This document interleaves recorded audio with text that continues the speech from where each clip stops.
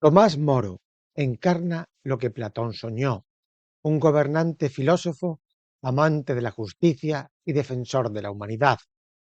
¿Alguna vez has imaginado un mundo donde no existe la propiedad privada, donde todos viven en armonía y el egoísmo no domina?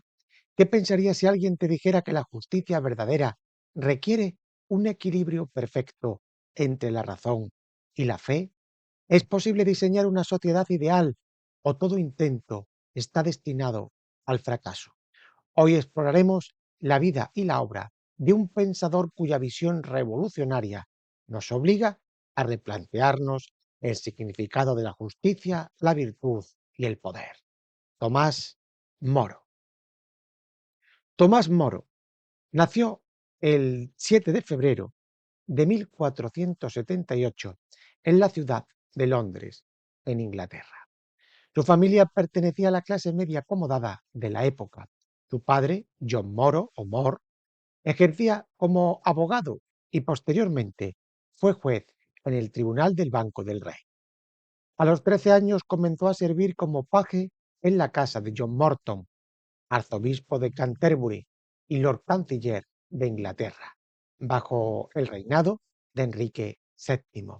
Morton, quien poseía fama de gran estadista y era un ferviente promotor del humanismo, se percató rápidamente de la inteligencia de Tomás y le auguró un brillante futuro en la vida pública y académica.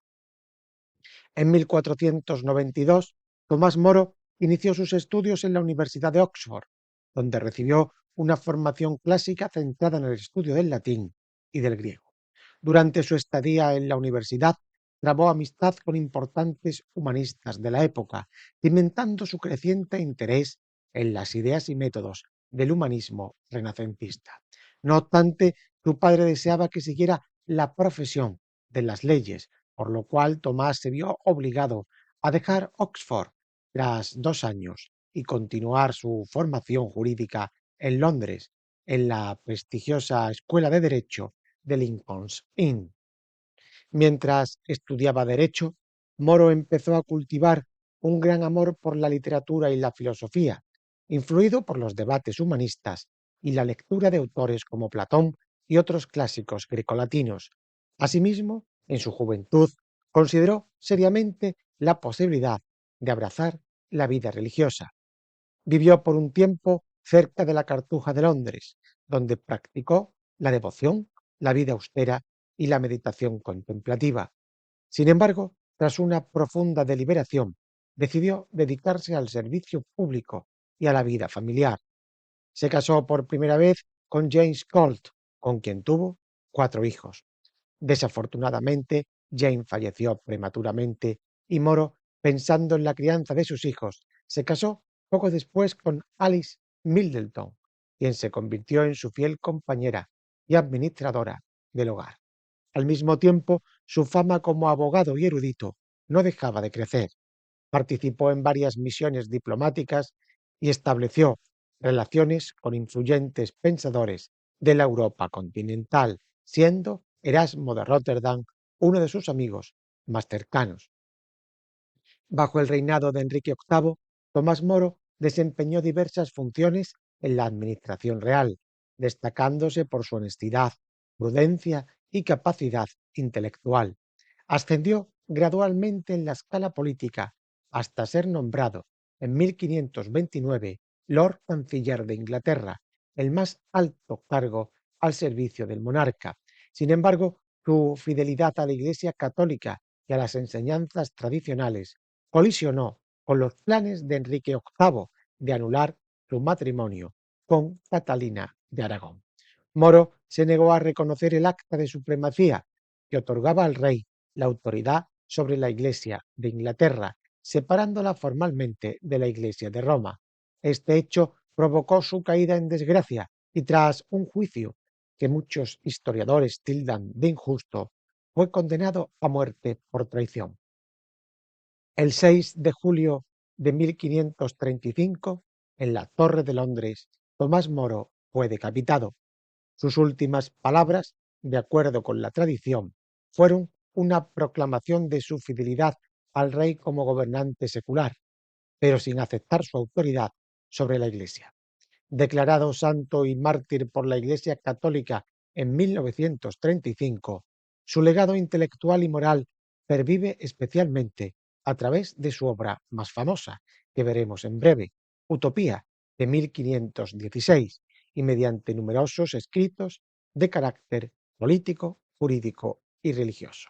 Considerado un ejemplo de humanismo cristiano, Moro simboliza el equilibrio entre la virtud cívica, la integridad personal y una conciencia firme. Su vida ejemplifica el dilema entre el poder político y la fidelidad a los principios, a la vez que representa la influencia duradera que el humanismo, la erudición y la fe pueden ejercer sobre el pensamiento occidental. Ahora vamos a pasar a ver sus influencias filosóficas, cuáles son las fuentes de las que emana su pensamiento. Hay que decir que Tomás Moro se desarrolló intelectualmente durante el Renacimiento, un periodo que reivindicó la dignidad del ser humano y el valor de la antigüedad grecorromana. En este contexto, el humanismo proporcionó los fundamentos para su formación, de manera que su pensamiento se nutrió de diversas corrientes filosóficas y literarias, basadas sobre todo en la antigüedad. Esencialmente podemos mencionar tres fuentes primordiales de influencia en el desarrollo de su cosmovisión filosófica: el humanismo cristiano, la tradición filosófica grecolatina y la escolástica medieval. Del primero, del humanismo cristiano, con Erasmo de Róterdam como uno de sus referentes y amigos íntimos, Moro adoptó un acercamiento al humanismo que, lejos de rechazar el cristianismo, buscaba enriquecerlo a través de la vuelta a las fuentes bíblicas originales y a la aplicación de la filología clásica. El principal objetivo de esta corriente era reformar tanto la vida intelectual como la práctica religiosa, poniendo el foco en la virtud, el conocimiento de las Escrituras y la formación moral individual. La segunda gran influencia es la tradición grecolatina. Desde su juventud en Oxford, Moro estudió atentamente autores de la antigüedad como Platón, Aristóteles, Cicerón y Séneca. El ideal platónico de la justicia y la búsqueda del bien común ejercieron un influjo crucial sobre su pensamiento político, evidencia que se refleja en Utopía. Además, elementos de la dialéctica aristotélica y la retórica ciceroniana pueden entreverse en su habilidad para argumentar y persuadir, tanto en sus escritos como en su desempeño jurídico y diplomático. La tercera gran influencia es la escolástica medieval. Aunque el espíritu humanista promovía un regreso a las fuentes clásicas y una mirada más crítica hacia la escolástica, Moro no estaba completamente desvinculado de esta tradición. Haber estudiado derecho canónico y la teología de la época lo expuso a las disputas teológicas que provenían de las corrientes escolásticas, especialmente de Santo Tomás de Aquino. De ahí provenía una visión estructurada de la relación entre ley natural, ley divina y ley humana, que sería fundamental en sus reflexiones sobre la justicia y la autoridad política. A estas influencias debemos añadir la importancia que tuvo la lectura de los santos padres de la Iglesia, como San Agustín y San Jerónimo, cuya interpretación del cristianismo orientaba la forma en que Moro entendía la relación del hombre con Dios y con la comunidad. La tensión constante entre la virtud cristiana y los deberes cívicos, reflejadas en los escritos agustinianos, caló hondo en la mentalidad de Tomás Moro y lo impulsó a poner la conciencia y la rectitud moral por encima de las ambiciones temporales, incluso en posiciones de máximo poder. Una vez trazado su contexto histórico, biográfico y filosófico, vamos a adentrarnos de lleno en su pensamiento. En Tomás Moro, la visión de la naturaleza humana se articula principalmente a partir de su convicción cristiana y su lectura de autores clásicos. Para él, el ser humano es una criatura racional y social, llamada a la virtud y dotada de la capacidad de discernir entre el bien y el mal. Esta comprensión se apoya en las enseñanzas de la tradición cristiana, que afirma la dignidad de la persona por haber sido creada a imagen y semejanza de Dios. Asimismo, Moro hereda el ideal platónico que consideraba al ser humano como un buscador nato de la justicia y la verdad. En Utopía, su obra clave, Moro describe a los habitantes de la isla utópica como personas que se guían por la razón y el amor al prójimo. Aunque no son seres perfectos, puesto que siguen existiendo rasgos de la fragilidad humana, el texto subraya la idea de que mediante la buena educación y las condiciones sociales adecuadas, los seres humanos pueden aproximarse a la justicia y a la virtud. Así, encontramos expresiones en las que describe a los utópicos, los habitantes de la isla de Utopía, como hombres ordenados que orientan su vida conforme a la recta razón y viven en concordia con sus semejantes. Esta concepción optimista de la naturaleza humana, matizada por la realidad del pecado y la fragilidad moral, lo lleva a enfatizar la importancia de la formación ética y la estructura social que alienta a las personas a obrar bien. La influencia agustiniana también se deja sentir en su reflexión acerca de la inclinación del hombre al egoísmo y al orgullo, pero Moro confía en la posibilidad de la reforma del individuo a través de la educación y de la religiosidad interiorizada. Para comprender la propuesta social y política de Moro, es esencial analizar el planteamiento de la Isla de Utopía. Publicada en 1516, esta obra se presenta en forma de diálogo y relato de viaje. A pesar de su apariencia literaria, el contenido encierra una crítica profunda y una propuesta filosófica sobre la organización social.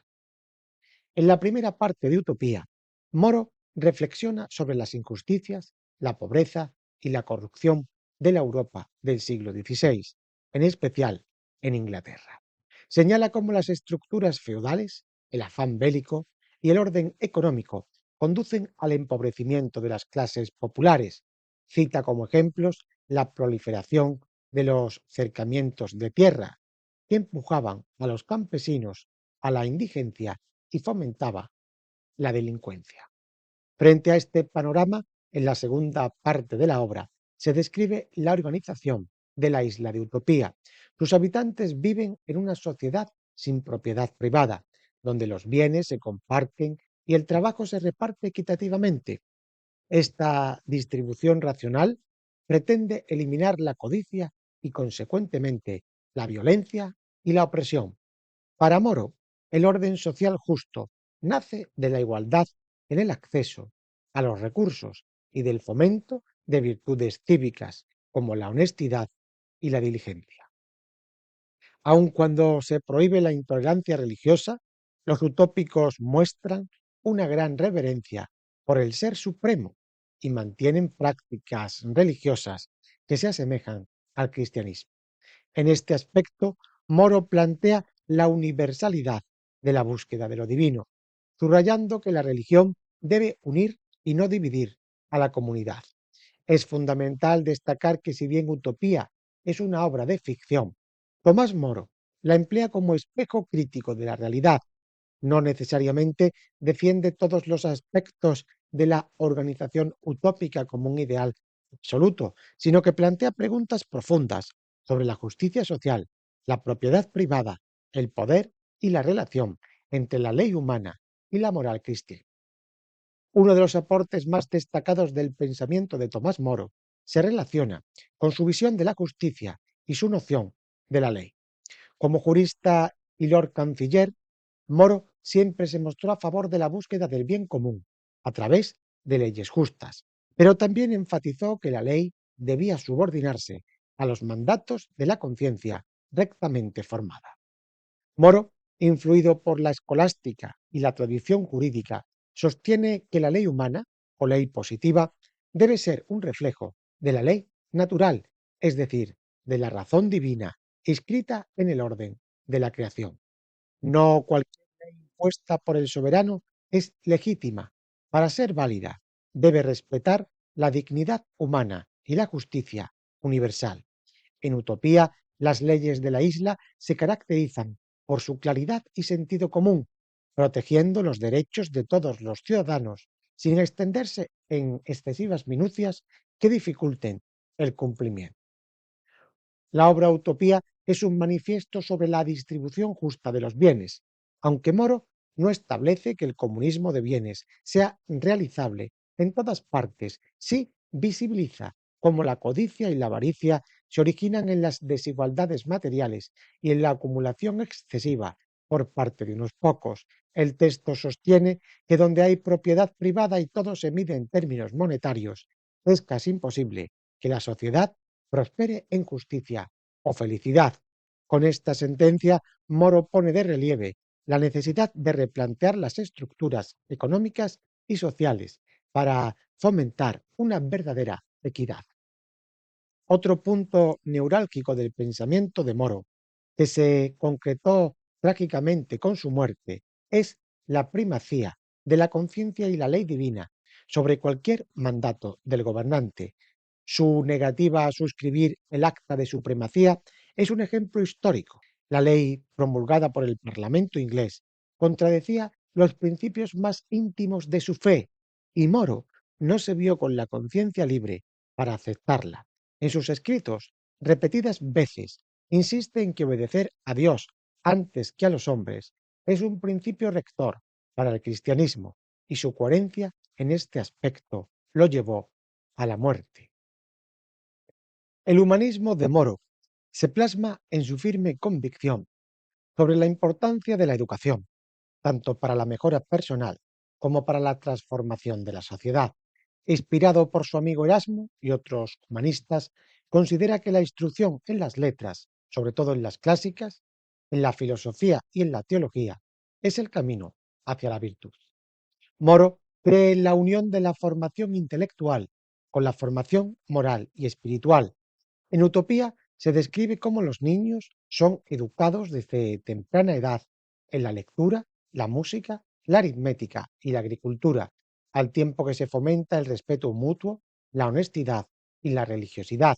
La finalidad última no es el mero acopio de conocimientos, sino la formación de un carácter virtuoso, orientado al bien común. En diversos pasajes de su correspondencia, Tomás Moro señala que la educación debe capacitar a las personas para desempeñarse activamente en la política y en la vida pública. Solo si los ciudadanos poseen un criterio moral firme y una amplia cultura humanística estarán en condiciones de tomar las decisiones acertadas que beneficien a la colectividad. El desarrollo personal está, por tanto, ligado indisolublemente a la responsabilidad social. Como gran conocedor de la tradición clásica, Moro valora el arte de la retórica y de la dialéctica como herramientas esenciales para la exposición de argumentos y la búsqueda de la verdad.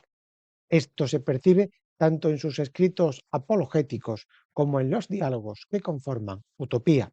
La capacidad de razonar y expresarse con claridad, rigor y persuasión es para Moro signo de una mente bien formada y un instrumento para la construcción de una sociedad más justa. Por tanto, deben ser claves en la educación. Tomás Moro era un cristiano convencido y un estudioso de los padres de la Iglesia, como dijimos antes. Atesoraba una visión moral en la que la virtud y la fe se encuentran intrínsecamente ligadas. Sin embargo, no reduce la virtud al mero cumplimiento externo de reglas religiosas, sino que subraya la necesidad de una verdadera conversión del corazón. Siguiendo la línea del humanismo cívico, Tomás Moro entiende la virtud como la participación activa en la comunidad con un espíritu de servicio y compromiso. El ejemplo de su carrera pública refleja la importancia que daba la justicia, la honestidad y el cuidado de los más necesitados, aunque era consciente de la dificultad de mantener este ideal en una sociedad corrupta. Defendía la posibilidad de una transformación gradual a través del esfuerzo constante de hombres buenos y sabios. Moro Armoniza su herencia escolástica con la devotio moderna, enfatizando la vida interior, la oración y la lectura meditada de las Escrituras. A menudo menciona a San Agustín y a otros autores patrísticos para justificar la necesidad de una relación personal y sincera con Dios. En cartas privadas a su hija Margaret se aprecia cómo la fe es para él el principal motor de la existencia, irradiando todas las esferas de la vida. Si bien la isla utópica parece acoger distintas creencias religiosas, se resalta la importancia de la virtud y la creencia en un ser supremo que recompensará a los justos. Con ello, Moro demuestra la convicción de que la virtud no solo es un bien intrínseco, sino que además favorece la armonía social y la convivencia pacífica. En un pasaje significativo de la obra, Rafael Itrodeo, el narrador viajero de la obra, describe cómo los utópicos honran a los más virtuosos con gran respeto, pues los consideran verdaderos benefactores de la comunidad. Otro de los aspectos fascinantes del pensamiento de Moro es la tensión entre su realismo político, cultivado en su experiencia como consejero real y Lord Canciller, y la visión casi idílica que presenta en Utopía. Moro conocía bien los intereses y pasiones que movían las cortes europeas de su época. Entendía que los hombres de Estado debían negociar, pactar y a veces ceder para lograr el bien general. Este talante realista se refleja en diversos escritos, donde justifica la prudencia como virtud fundamental para el político. En una carta dirigida a un embajador, Moro comenta que no es sabio aspirar a la perfección de inmediato, sino que se debe avanzar paso a paso hacia la mayor justicia posible en cada circunstancia. A pesar de su conocimiento de las dinámicas del poder, Moro usa el recurso literario de la isla de Utopía para exponer un modelo teórico donde la justicia y la igualdad no encuentran obstáculos insalvables. Más que una propuesta a ser implementada de forma literal, Utopía sirve como espejo crítico que pone en evidencia las miserias políticas de su tiempo, invitando a reflexionar sobre la necesidad de reformas y cambios. Así, la utopía se erige en un horizonte moral y político que inspira la acción realista, aunque no se pueda alcanzar plenamente. Para Moro, la construcción de una comunidad justa no depende de solo los individuos virtuosos, sino que también hace falta una estructura institucional que promueva el bien común y evite los abusos. En Utopía, el papel de los magistrados y de las asambleas populares es clave para asegurar la participación y la equidad. Pero ninguna institución, por perfecta que sea, subsiste sin la virtud de los hombres que la conforman. Este es uno de los mensajes centrales del pensamiento de Moro. La justicia depende de la ley y la institución, pero ambas requieren la base de la virtud y la buena conciencia de los gobernantes y gobernados. Vamos a analizar algunos ejemplos de utopía para ver más en detalle el pensamiento de Tomás Moro. En Utopía afirma: estoy plenamente convencido de que jamás podrá haber una distribución justa ni feliz de los asuntos humanos mientras subsista la propiedad privada. Este pasaje revela la crítica mordaz de Moro a los sistemas económicos de su tiempo, basados en la desigualdad y el afán del lucro desmedido. También hay una crítica a los reyes ambiciosos. En la primera parte de Utopía, Moro pone en boca de Itrodeo observaciones sobre los monarcas que despilfarran los recursos en guerras útiles y lujos exorbitantes. La lectura critica los gastos enormes de la realeza en festividades, cacerías y despliegues militares, mientras el pueblo sufre carencias básicas. Se denuncia así la inmoralidad de un sistema que antepone la gloria bélica a la prosperidad de los más vulnerables. En varias cartas también que Moro dirigió a su hija, se refleja su preocupación por la formación moral y religiosa de la familia. En una de ellas le aconseja: hija mía, conserva ante todo tu conciencia limpia ante Dios, pues más vale un corazón puro que un intelecto brillante. Con ello, Moro subraya su convicción de que la virtud interior y la rectitud son más importantes que cualquier logro mundano o prestigio académico. En Utopía, Moro critica también la aplicación sistemática de la pena de muerte a los ladrones, sosteniendo que el castigo excesivo no corrige las raíces de la delincuencia, que a menudo se originan en la pobreza y la desigualdad.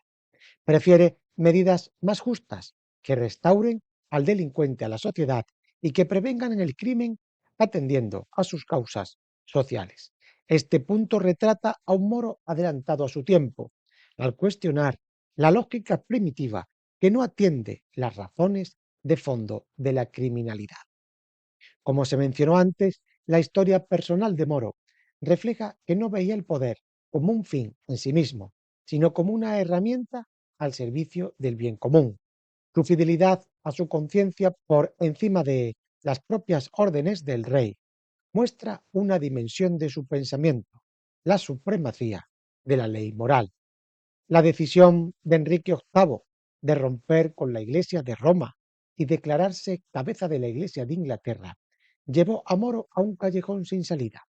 Ante la presión para firmar el acta de supremacía, Moro prefirió renunciar a su cargo de Lord Canciller de Inglaterra. Posteriormente fue encarcelado por negarse a jurar los términos que establecían la suprema autoridad eclesiástica del rey. Finalmente, fue condenado a muerte. Este suceso histórico ejemplifica su defensa de la libertad de conciencia y su negativa a anteponer la obediencia al rey a los principios de su propia fe y de su moralidad. De modo paradójico, en la isla utópica se prohíbe perseguir a una persona por su creencia religiosa. Se insta a los ciudadanos a respetar las diversas expresiones de fe, con la advertencia de no dañar a nadie por motivos de religión. Desde la perspectiva de Moro, se podría interpretar esto como un llamado a la tolerancia y un reconocimiento de que la verdad no se impone por la fuerza, sino que debe ganarse por la razón y el testimonio de vida. Sin embargo, es crucial señalar que la tolerancia renacentista no tenía las mismas implicaciones que hoy, y que Moro, en su contexto histórico, defendía la unidad de la fe católica en un plano político y espiritual. Los escritos de Moro, especialmente también en sus cartas y en sus meditaciones, muestran que concebía la vida en la tierra como un peregrinaje hacia la vida eterna. Esta dimensión escatológica influye también en su forma de entender la ética y la política. Su serenidad ante la condena de muerte refleja la creencia firme en la resurrección y en la justicia divina. En palabras atribuidas a él poco antes de morir, Moro habría dicho: muero siendo el buen siervo del rey, pero ante todo de Dios. Estas palabras simbolizan la visión última de su pensamiento. Ninguna autoridad terrena puede reclamar una lealtad absoluta cuando está en juego la relación personal con Dios. En cartas anteriores a su juicio, Moro advierte a amigos y a familiares sobre la vanidad de gloriarse en honores o en riquezas mundanas. Esta postura entronca con la tradición cristiana, especialmente de su querido San Agustín, donde se recuerda que los bienes de este mundo son pasajeros y que la verdadera felicidad radica en la comunión con Dios y en la práctica de la virtud.